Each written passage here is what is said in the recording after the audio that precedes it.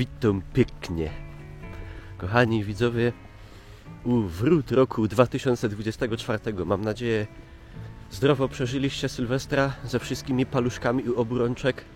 6 stycznia, jak widać, nowy rok przywitał pogodą wybitną.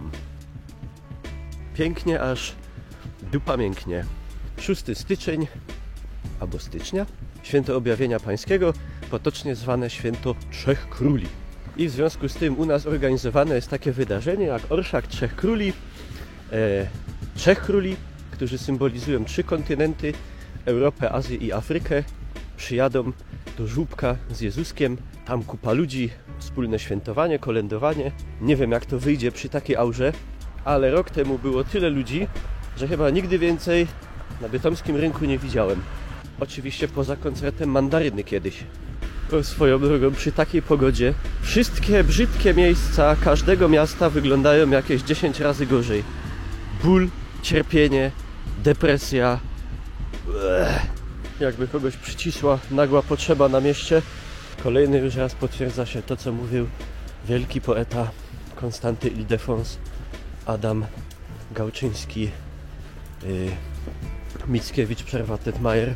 Istnieją 2 pory roku. Lato i ciulato. Swoją drogą taki budynek tego typu, albo bardzo podobny, chyba można zobaczyć w każdym mieście, które gdzieś dłużej albo krócej znajdowało się w granicach Niemiec albo Prus. Tutaj teraz znajduje się m.in. Miejski Zarząd Dróg i Mostów, a kiedyś oczywiście stare niemieckie koszary. Identyczne praktycznie budowle widziałem i w Poznaniu, i w Wrocławiu, i Gdańsku. Pewnie można by je znaleźć i w Toruniu, i w Bydgoszczy, i w innych. Może nawet gdzieś u siebie macie takie gmachy. No i tutaj, jak miałem 18 lat, to byłem na stawce tak zwanej, czyli na komisji klasyfikacji wojskowej w towarzystwie bardzo dziwnych kolegów na korytarzu. I niestety, o dziwo, dostałem kategorię A. Ale każdy taką dostawał. A tu chyba nigdy wam nie pokazywałem bardzo ładnie odnowiony budyneczek tak zwanego UL-u, gdzie w czasach niemieckich znajdowały się różne propolskie organizacje. No a UL ponoć dlatego, że zawsze było tam głośno i gwarno w nomen omen jak w UL-u. A ja się teraz kieruję w stronę rynku, bo tam około 14:30 mają dotrzeć 3 królowie z 3 grupami pielgrzymów.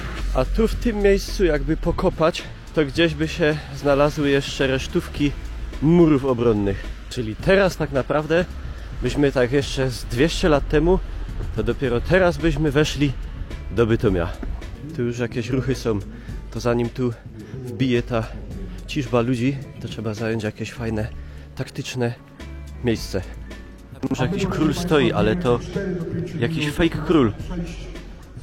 Podejść pod scenę.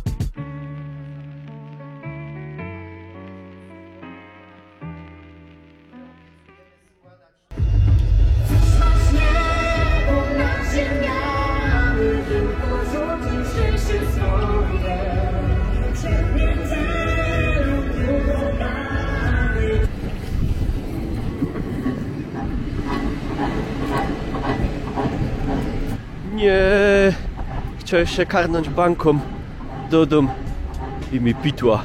Pieronie.